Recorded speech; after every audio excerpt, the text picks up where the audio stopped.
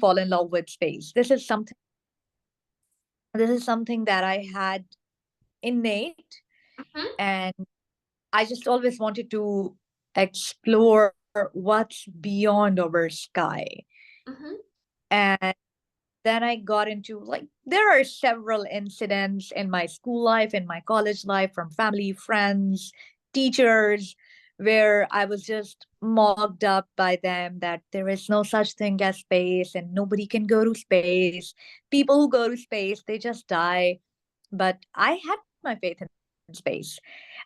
So being afraid of maths, I chose medicine, and I get myself into a medical college.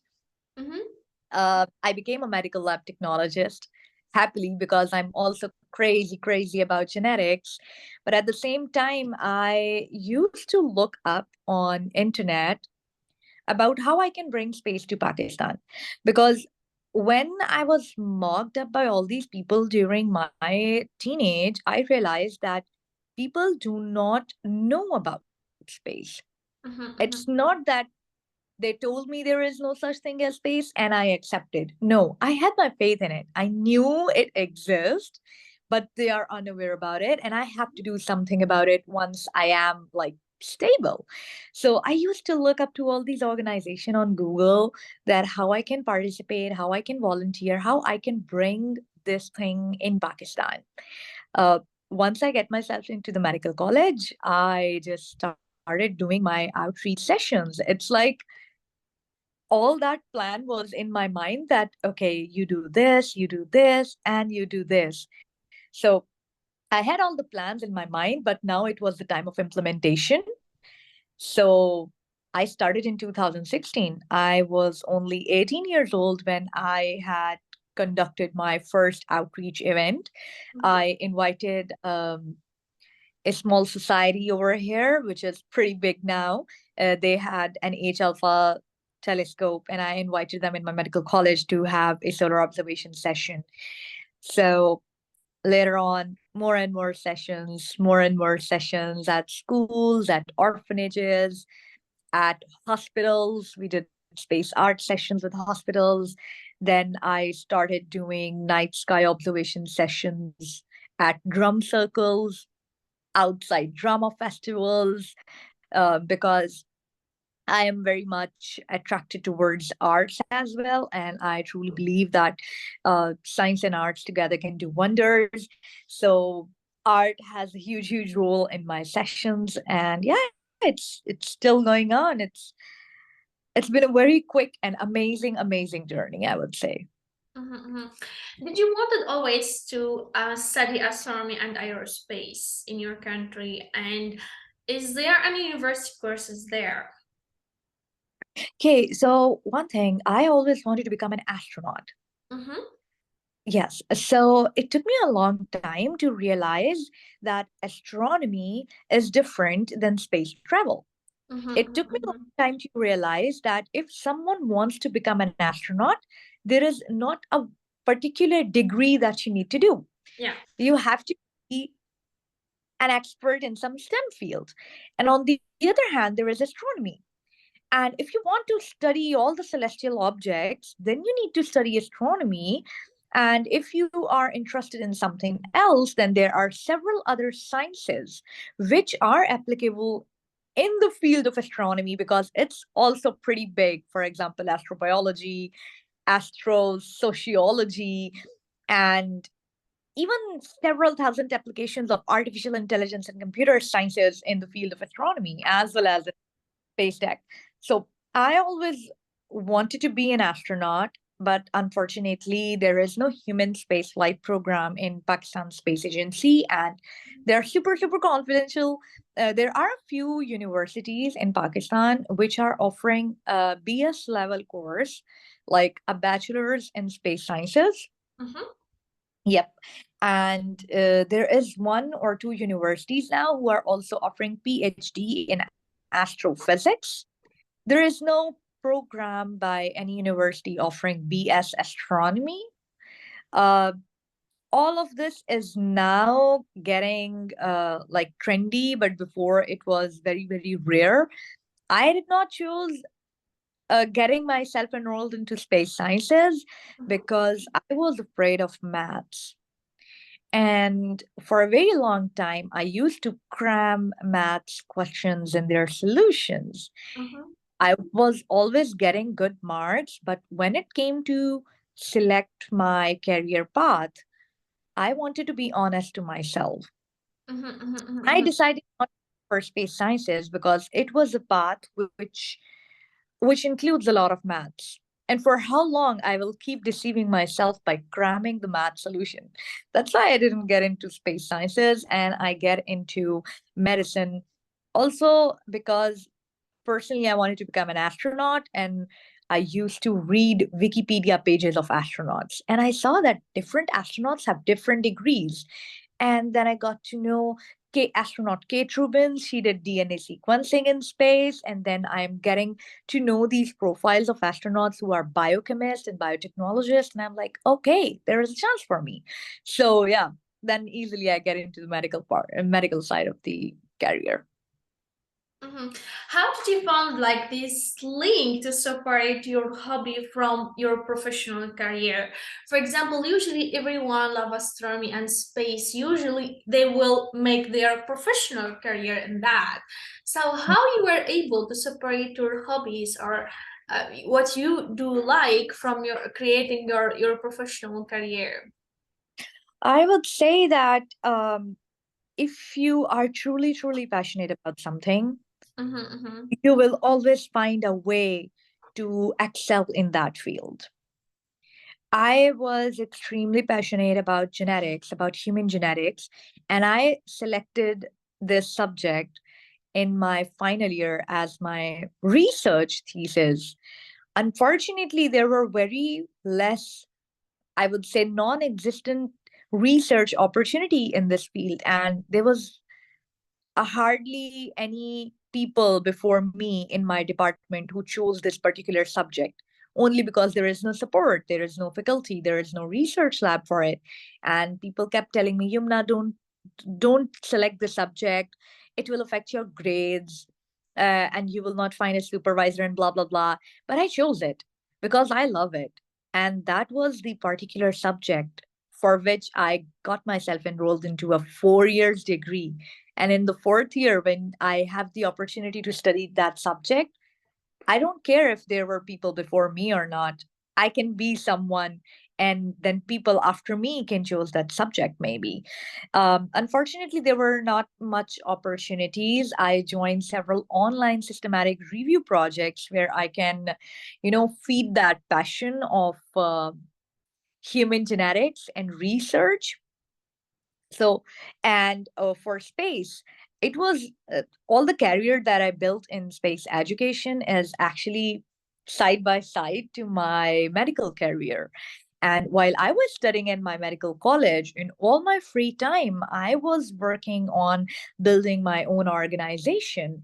And there have been a lot of times when I was actually bunking my lab or bunking my lectures from university and going to a nearby school with my telescope or with my big box from universe awareness, a teaching kit, and going to a school, giving a session of 1 hour or two, and then coming back. So I built two of my careers together, and I would say that was the time of my life when I was most um, productive. I used my 24 hours to the maximum. And I always used to think, and still I think, no, I could have done better. But when I look around, I see like the way how current generation wastes their time. mm-hmm, I managed somehow to build two big things together. And I would also like to add up that big things are never done alone. mm-hmm. So I had support of my colleagues, my friends, my family who were always running after me, collecting my stuff. Oh, you're forgetting this before your outreach. You're forgetting this. Put this telescope stand in the car and put this and put that. So yeah, it's been amazing journey, and yeah, it's been pretty big, beautiful, wonderful experience. Mm-hmm, mm-hmm, mm-hmm. Who was supporting you the most? Who was in your back all the time? Hmm.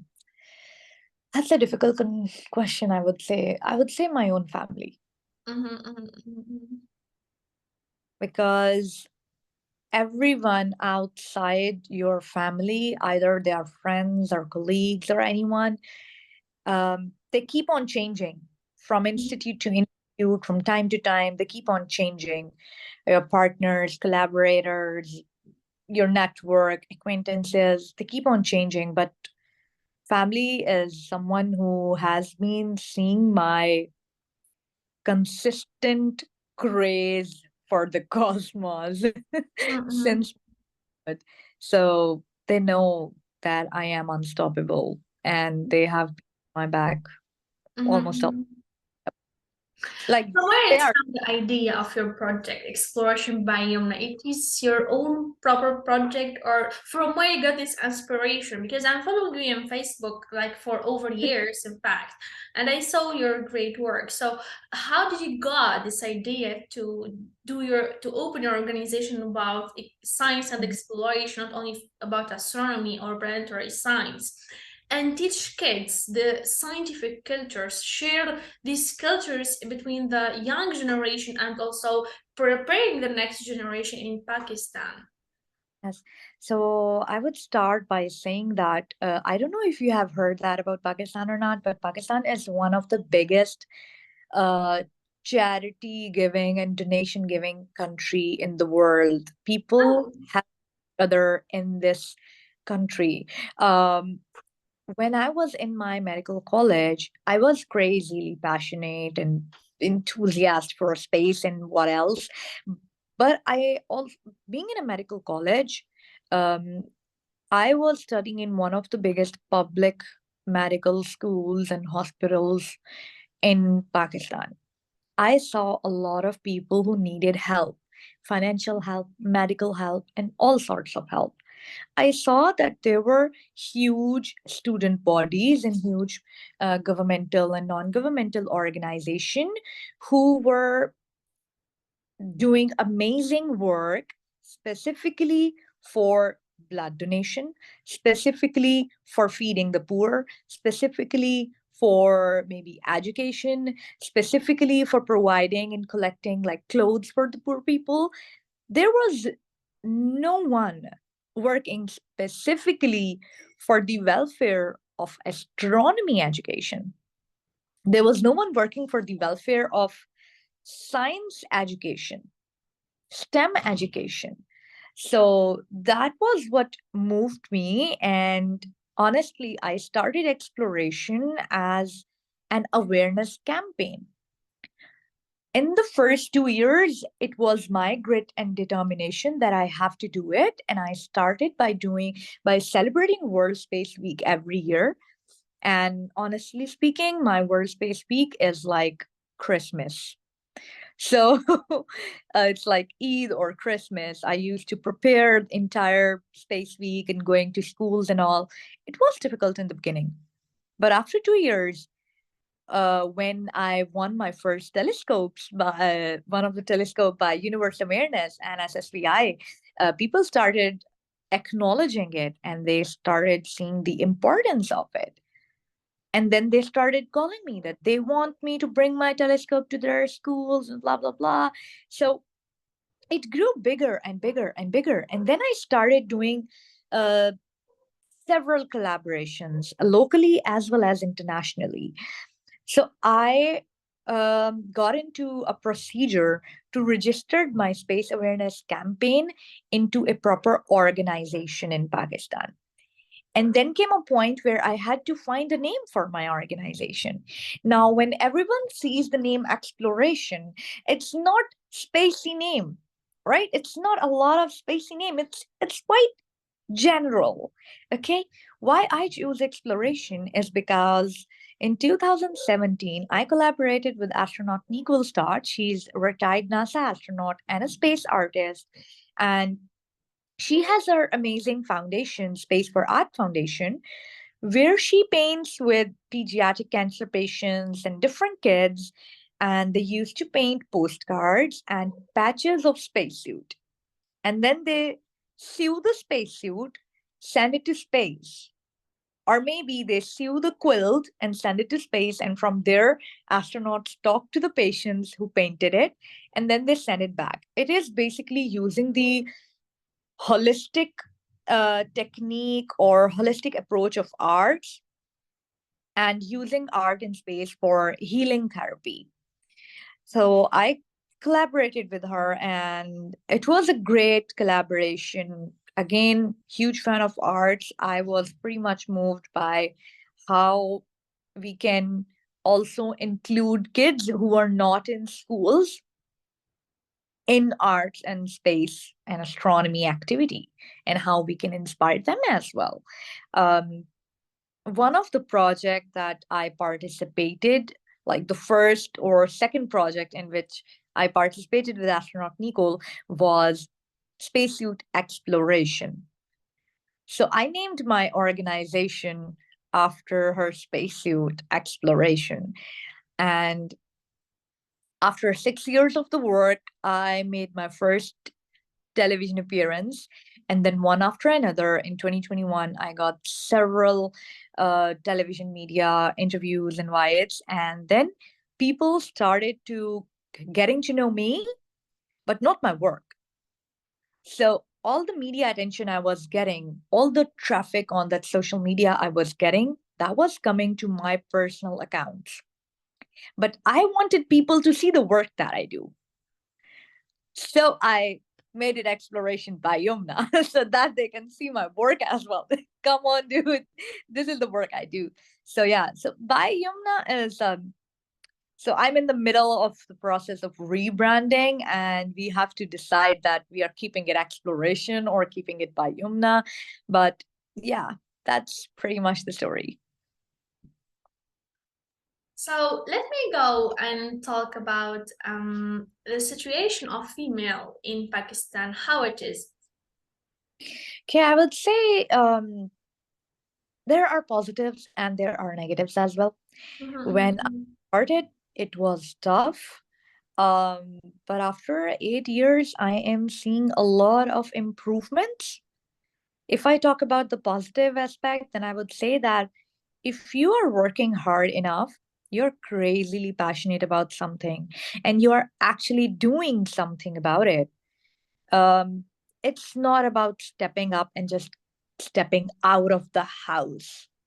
mhm, If you have internet, you have the whole world of opportunities in your hand. So utilize that thing in the right way, how you're using internet to follow your passion. And then slowly when you're doing it, you will get a chance to step outside your house where you can practically apply that knowledge or get involved in your passion, I would say. So when I started, I would say I was just a kid. I was just a kid, 18, used to go to different schools and request them. mhm, Uh, mhm, and through this practice, I learned how to collaborate, how to negotiate, how to build partnerships, how to arrange events and workshops. uh, I learned how to deal with different sorts of kids from different socioeconomic background as well as different age groups. mhm, mhm, mhm, I tested activities, which one is good, which one is not. So there are still a lot of areas in Pakistan where girls are unfortunately not allowed to mhm, follow.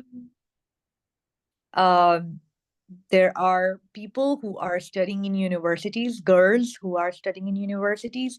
If you see the number of, like the ratio of students, you might find girls greater than boys. mhm, Yeah, they study, but when you come to the practical field, to the career, adopting your career and working in the field, then you will see more males as compared to the females. And here comes the typical stereotypes right after graduation, right after getting their bachelor's.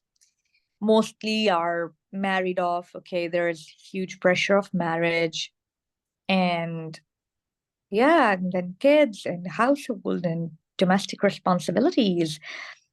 But in the last 2 to 3 years, I am seeing a lot of improvements. I would say Mhm. the society is progressing.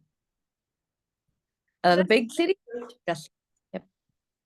That's very, But very good. yeah, it's pretty big. But again, I still feel sorry and so helpless on how I can actually help the girls who are from remote areas, Mhm, from mhm, cities. There are still huge population of kids, especially girls in Pakistan, who don't even get a chance to go to the school. So I would say that there are positives as well as negative. I hope things are improving and slowly and steady wins the race.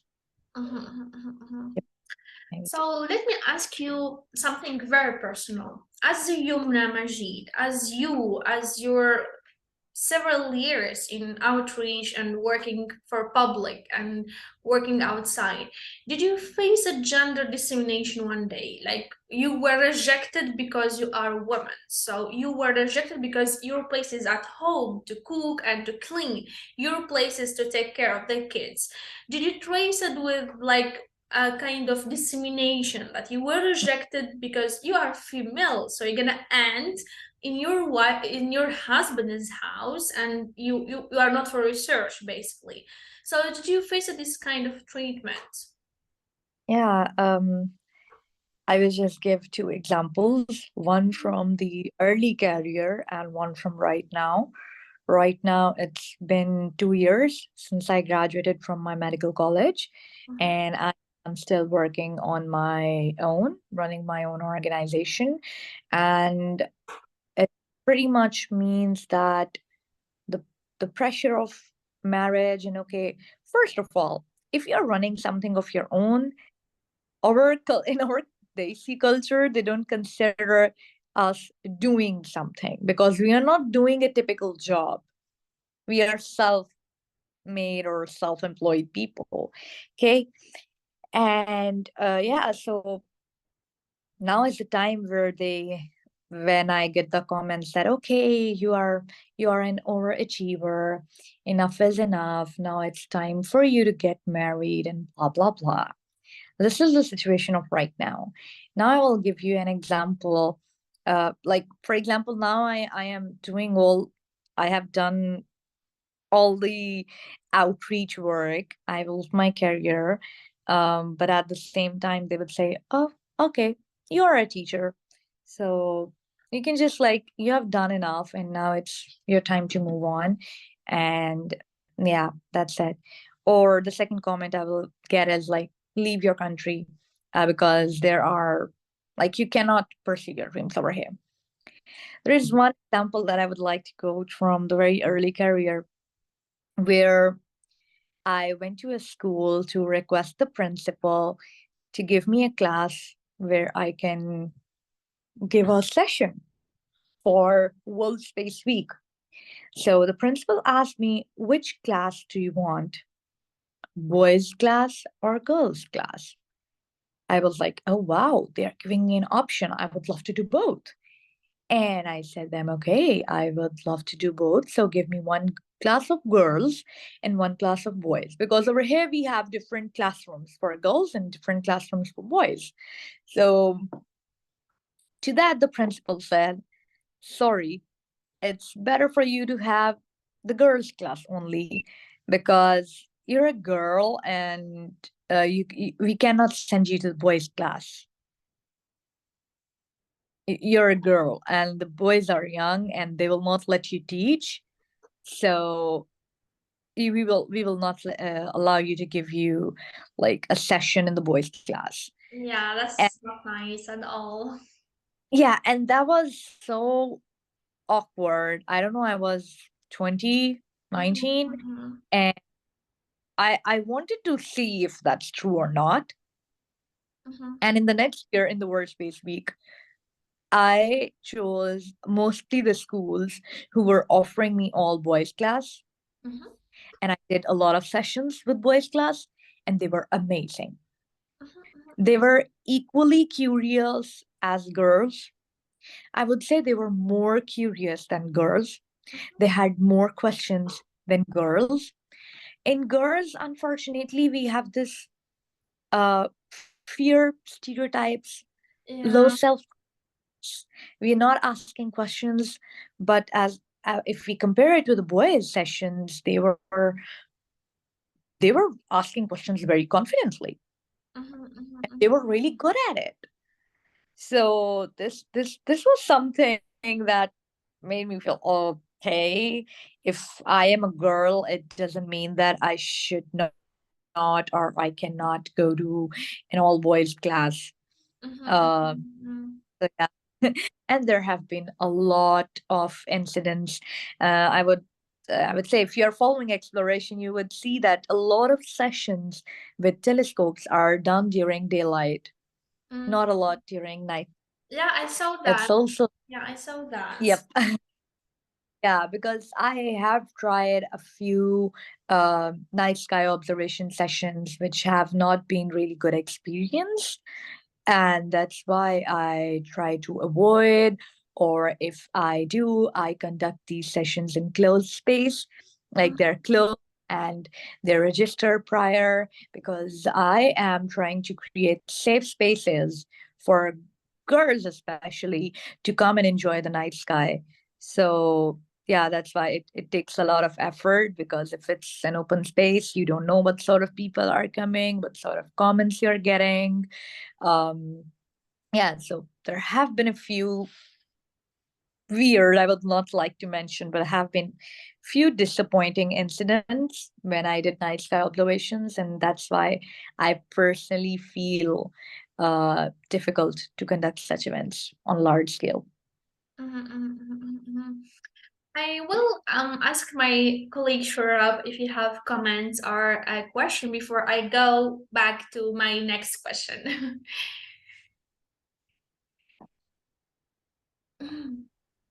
Pardon me. Firstly, welcome Yamna Thank for you. giving us this lecture.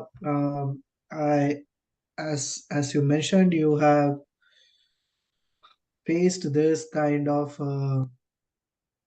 discrimination. Is this a difference when it comes to boys and girls? Simultaneously, you have seen the inquisitiveness of towards astronomy and space sciences between boys and girls. I'm curious to know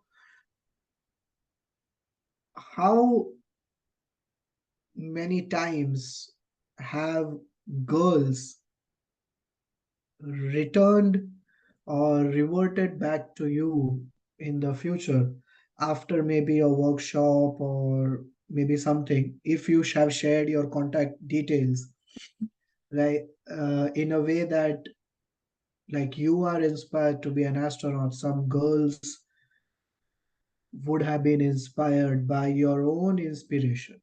So, what I'm trying to understand over here is inquisitiveness. That is clear to me, but the once you do the outreach, people reach back to you because you are doing the outreach, right? Yes. So, what's the feedback? Yeah, that's right. So, uh, how is that feedback coming from both genders in your country?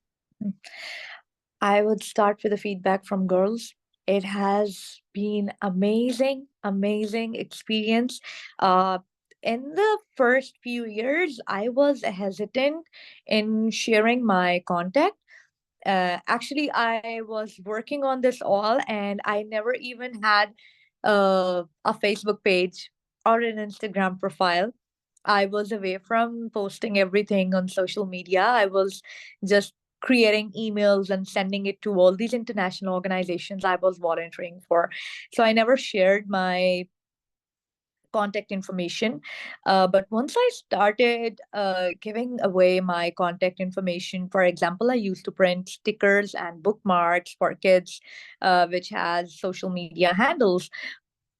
I received amazing response from girls, even if they are not about some scientific question. The best part that I am receiving on social media for the last 2 years, um, it's a huge responsibility as well, but I feel that this beautiful accident of becoming science communicator or becoming a space educator uh, has given me this privilege where girls come up to me and say they are comfortable talking to me first of all, and then they tell me that now they are confident enough that they can also pursue their dreams. So when they tell me that I am an inspiration for them or I am their role model, it's a huge honor for me, but at the same time I feel that it's a huge responsibility for me, because if there are a number of girls looking up to me, I can't let them down, and I have to show them the right path, or not one right path. Like everyone have their own path. And when it comes to the feedback from boys, it's been good as well. Both gender actually ask one question frequently, that okay, the outreach is done, the session is done, and their curiosity has been sparked, but what's next? And there are students who say that we always wanted to do this and we thought that there are no such opportunities in Pakistan, but after your session we are realizing that there is a hope. So tell us, what do we want to do? And one thing that I always tell them, that do not to not narrow down your opportunities within the man-made boundaries. If you think of space, if you dream of space, just think broadly, think across the globe, think across all the countries, and go wherever you are getting the opportunities, because nobody can change the fact where you were born. So avail the opportunities and you will remain a Pakistani. So yeah, that's pretty much it.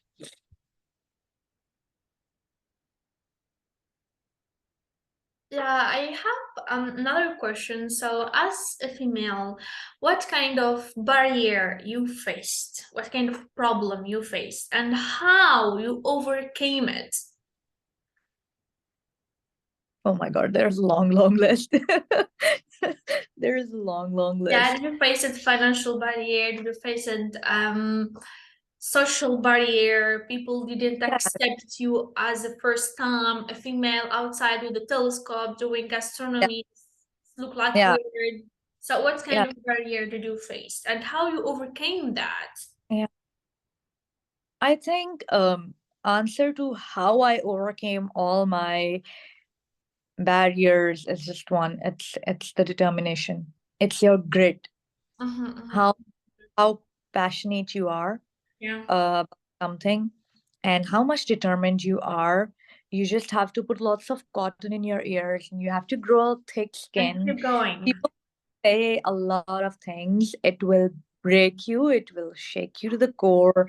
Um, Most of the time, I feel extremely demotivated and discouraged. Mhm, mhm, mhm. If I post something, there are 100 amazing comments, and if there is one negative comment, I will feel so demotivated sometimes that, oh, I am trying to do the right thing, and have I done some mistakes? How can I be better, or stuff like that? But the list of barriers, financial barrier, number one, yes, there was. I was a student. I was not able to do any part-time job to feed this passion. So yeah, that was one. But a lot of cultural and societal barriers, stereotypes. This field is not for girls. And this one very weird thing, the telescopes that we have from SSVI, they have a wooden mount. When I got mine first, it had a wooden mount and it's heavy. And it's always like, no, no, no, like people around me. No, no, no, don't carry it. It's very heavy. Girls can't pick heavy stuff. And I'm like, excuse me, it's just Yeah. a telescope. And I have been carrying it on my shoulders for years so I can pick it. Uh, and a lot of stereotypes still. I'm being uncomfortable doing night sky observation sessions. I cannot just I love the concept of street side astronomy where you can just put your telescope at night time anywhere where people are passing by and they can just enjoy the night sky. But I can't do that because I'm a girl. Yeah. Uh, so yeah, so there are quite a lot of I would say societal and cultural barriers, and I overcame it is like my grit, and secondly, your family support. Yeah. Um, Yeah. Specific South Asian culture, I would say, because in South Asia we have similar culture and society and similar barriers for girls, I would say. So for South Asian girls, I would say that if we have support from our families, we can win the world. We can I would say any girl, if they are having such barriers, they know that they have someone at their back who will support them no matter what. Then that is how we build our confidence, actually. Yeah. Yeah, That I is how agree. our confidence, no matter how much societal pressure we have, then, no matter how much financial problems there are, we will remain confident and we will just keep running after our dreams. So my last question for you is not a question, it's just a request. What is your advices for the next generation? What is your advices for girls that just put the first path to make their career? Girls that they want to follow planetary science and astronomy and astrophysics. Girl that they are in love with this kind of sciences and that they want to move on. So what kind of advices, what tips can you give them? Okay, so there are very I will be short because my previous answers have been pretty long. Let's say, number one, no matter where you are on this earth, use your time wisely. And these advices are for everyone, like for both boys and girls. Use your time wisely. Try to understand correct use of internet, and yeah, correct use of internet. Use your time wisely, and please try to understand that if you're passionate about astronomy or space, it is not necessary that you should have or you should own a telescope, and without a telescope, you cannot do anything. Come on, okay? This is something that I have been asked so many times that, oh God, we don't have telescope. We can't follow our passion. I started these outreach sessions without a telescope. Two The and a same half years. year. When I started, I was without telescope for I think Yeah, 6 or 5 years. exactly. So you have the internet, you have the books. Try to use them wisely. And Also, once, hand workshops, hand activities. yes, yes, hands-on workshops. So that, again, like correct use of internet. If you want something, you will find it. You need to first understand yourself. This would be like an overall advice that try to understand yourself. What do you want? When you say that I love space, then what particularly you love about space? What fascinates you? Do you want to build Mars rover or a Hubble Space Telescope thing? Or you want to observe the data coming out from Hubble's and James Webb telescope? Do you want to travel to space or do you want to build rockets?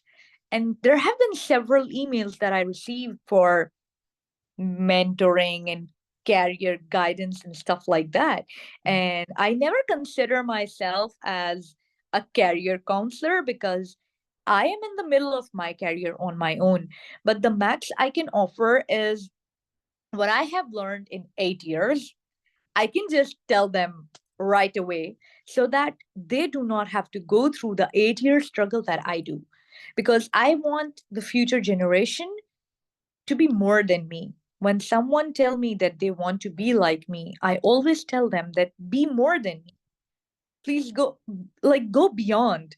I don't want other people to go through the same struggle that I did. I Yeah. have done the struggle, I have laid the foundation. Now please go further. Yeah. So I yeah, want you better than me, not like me.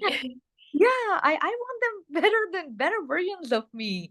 I just don't want them to be me, be more than me. Mhm.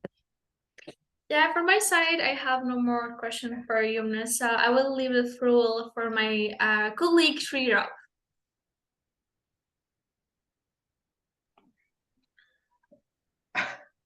Um, it's it's a pretty difficult task, because I can assure you, Yamuna, that um, I understand the difference, and the uh, discrimination is not the right word. The divide Mhm. between girls and boys within this Indian Pakistan subcontinent area, Mhm. which Yeah, also includes the remaining other yeah, countries. yeah. So I totally empathize with that. What I would like to know more is, with your country, sorry, with the way you have gone answering all these questions about how to do astronomy, space sciences in Pakistan, how much forthcoming is the Pakistan Space Agency, or any other national institute dedicated to astronomy, astrophysics, space sciences, Mhm. to your efforts? As in, like, have they started some kind of uh, special program or programs, Yeah.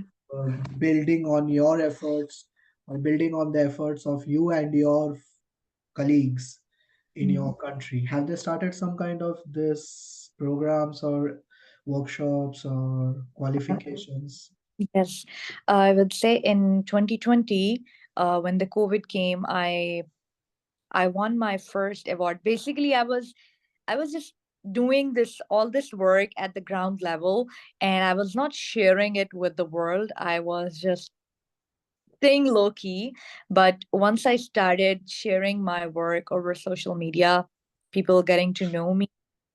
In 2020, I received a lot of calls where people wanted to understand what I do and how I do. Um, I shared, of course, because space is for all.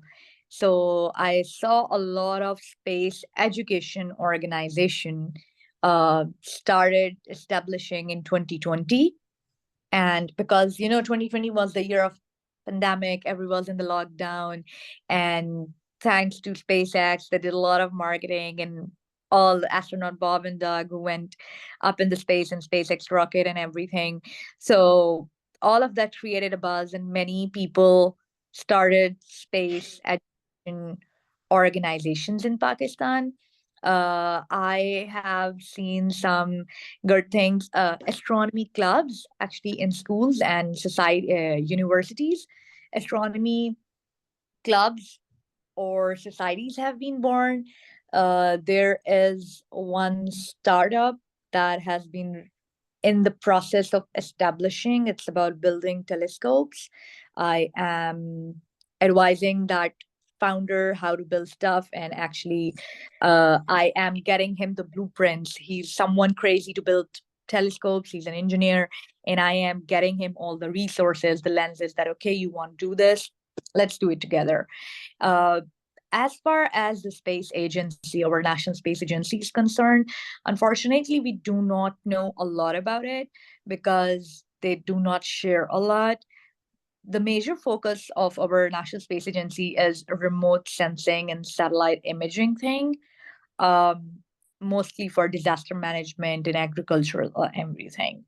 We heard long ago that they will be launching their astronaut soon in collaboration with China. All the projects that they do are in collaboration with China, and we all know that they're super confidential as well. So we don't really get to hear a lot of news from our space agency. I'm seeing around recently one of the very big enterprise in Pakistan has launched their incubator center uh, for aerospace technologies. So that's a platform where they are giving out grants and fundings to the startups and companies who are specifically building something for aerospace. So yeah, I'm very happy that after 8 years, space is new cool in Pakistan, and I hope we would get to see something good in the next 8 years. Well, that's a very positive that's a very positive output from your efforts. Um, Another curiosity of mine is how much, because you said about the World Space Week, WSW. Yeah. Um, Apart from, can you give a short insight into what kind of activities you uh, conduct during the WSW, apart Okay. from the normal ones that come from either Yuri's Foundation or the World Speaks Speak Foundation, apart from those normal ones, anything that is your take on the normal Mhm. Mhm. um, So in events? actually, all the activities that I do are totally depending on the resources that I have. Uh, if I compare my resources of today as compared to the resources of the time when I started, they are better. But still, the resources are not so much. In the beginning, the activities were basically debunking space myths. There were presentations about solar system and all the myths about space, which are extremely common, and they're actually written in our science books as well. For example, which planet in our solar system is the hottest one? Everyone thinks it's Mercury, but it's Venus. Why Pluto is not a planet? Some people think that Pluto has been kicked out of our solar system, which means it no longer exists in its orbit and it's been somewhere out in space. And about moon landings and stuff like that, all the conspiracy part. And then it moved on to, it used to end with a question answer session where I used to give stickers, bookmarks. Then we started viewing sun through solar observation glasses. I got the telescopes. Then we started observing sun and moon and sometimes planets. Then I started creating hands-on activities in 2 years. I started having hands on activities and collaborations with robotic clubs to build Mars rovers and stuff like that. And we included space art activities. And now the recent activity that's been added is an exhibition of space rocks, because we do not have a science museum or specifically space museum in Pakistan. So seeing rocks from space, seeing something real which has fallen from the space, including a piece of moon and Mars, is a rare chance to see. So I got a package of a few meteorites, and it was a gift. I can just, frame them and put them in my room, but I don't want to. I want people to see them and to understand them, because I have been receiving messages from geology students and other people that how they can be involved in space. So that is their chance to be involved in space. It can be a kickstart for them, an inspiration for the university students that, okay, this is also a part of space and they can also get involved somehow. So the activities keep on increasing. Um, I really, really have more audience now. Sometimes I launch an event and I expect that only 20 people or 30 people will show up, but in one event, I ended up having around 70 or 80 people. Uh, I was very happy, but I was disappointed at the same time because my telescope is manual with a wooden mount. It is not capable of dealing with 70 people. Uh, for a planetary observation. So I'm just looking into ways how I can have a go-to telescope and stuff like that. So I would say that all the activities, they keep on updating, and they highly depends on the resources that I have. I can get this discussion even more interesting because I'm from India, Yamna. So it can also take we can take it onto a different tangent altogether. But Yeah. I know that I think so. We are nearing our closing time, right, myself? So I will keep it um, very short. Um, as you said, I know this is about gender diversity, women in space.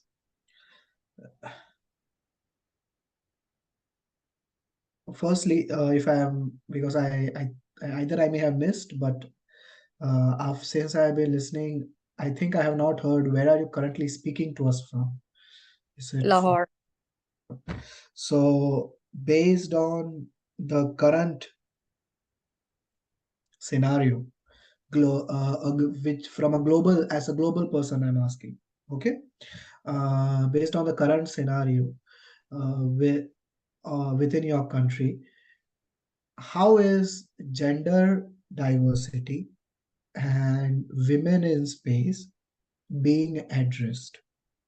You, not just as an individual I am asking, but more in the sense of, and I know you already mentioned there are clubs, there Mhm, are groups, but mhm. it's more in terms of financial aspect, and uh, sometimes also a geopolitical scenario pushes Yeah. the concept Mhm. backwards, Yes. even though it is forward thinking, but Mhm. it pushes such a concept backward because of societal mindsets, Yes.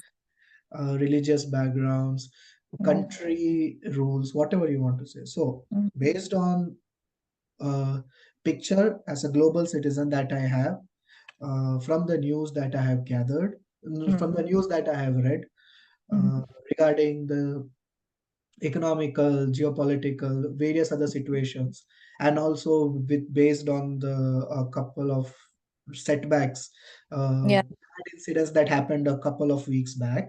How is Yeah. it this concept of gender diversity and women in space or astronomy? Yes. First, I would say that I have hardly seen the concept of a woman in space in Pakistan for now.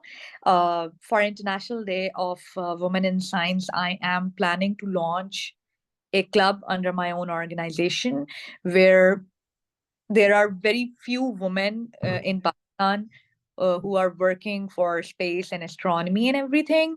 So I would just like to, include them in the club, so and connect them to the young girls so they can maybe mentor them, guide them. So I am thinking to create a woman in space club kind of thing here. uh, Women in STEM or women in science is something that people talk about, but particularly space is a rare topic. Now there are societies and clubs being built. So space for now here, space is for all. And I would like to add that astronomy is still extremely male dominant field in Pakistan.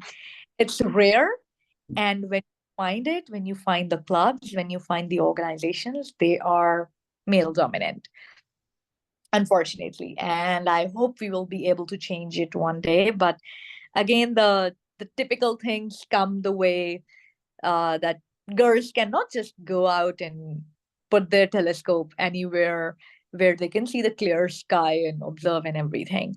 Um, One thing that really pushed me back, and it must push a lot of other Pakistanis back, is the geopolitical issues. We know that the economy of our country is not stable right now. All the If there are any space programs or missions being designed, they are confidential. But if we look at the private side, like if individuals like me, or there must be a lot of other students who want to pursue their space dreams, if we want to kickstart our career in space, and maybe we just want to apply to a fellowship, there are a lot of famous fellowships who give fully funded scholarships to students to kickstart their career in space, like Brooke Owens or Matthew or Z Fellowship. Only because of the geopolitical issues, Pakistanis are not eligible to apply. We cannot apply to NASA internships. We cannot apply to Space Camp. Yeah, maybe there must be Pakistanis who have done these things, but they must have dual nationality. So, because of this, a lot of passionate people like me have been pushed back. The second biggest reason is, again, financial, because even if we get enrolled into a program or win a partial scholarship, rest of the amount to attend that course is too much, that a student who is even passionate crazy about space, they cannot afford it. And right now, economy again is not stable. So even if you ask for a sponsor or help from private or government body, they will say that, okay, people, uh, like, there are bigger problems in the country right now than space. So Absolutely. this is some unfortunate things. uh, but again, I would say, where there is a will, there is a way. Never in my life I imagined that I will be at the position where I am today. There are a lot of setbacks, big and small, um, but I have to keep remind myself Mhm. that I haven't come this far to come only this far. So I have to keep going on and keep up Yeah. with that. So, to end with, I would just ask one final question. Um, in Pakistan, so I have some views means I have certain views of, because regarding back in India, Italy, US, whatever, but Pakistan, and since you are doing space education, not where, at what stage of a girl's education do you think should space, astronomy, astrophysics, or in a way that the girl can pursue or go towards science or STEM, Mhm, okay, should enter into a girl's education? And this I'm mhm, asking with respect to the Pakistan environment. Like, mhm, you get my point? Every mhm, country where person will say, in our country, we would like to have this education, mhm, these topics introduced at a specific stage. mhm. My country, it's a different stage. Yeah, In yeah, your country, what stage it is? You think? yeah. Uh, I totally agree with it. It's more about how they divide the curriculum for different age groups at different levels. But my personal point of view regarding STEM, introducing STEM subjects to kids, is just introduce them at whatever stage you want. Because I have seen kids around me who are 7 years old, 8 years old, and they talk to me about black holes and dark matters, and they just make me wonder what I have done in my life. They are brilliant.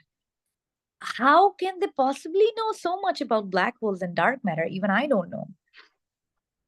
So they know it because their parents exposed them to the topic, right?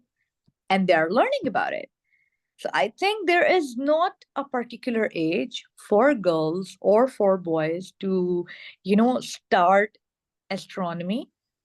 I believe that every child has the right to be exposed to all sorts of sciences, all sorts of arts, and just expose them to all these subjects so that they understand what they really want.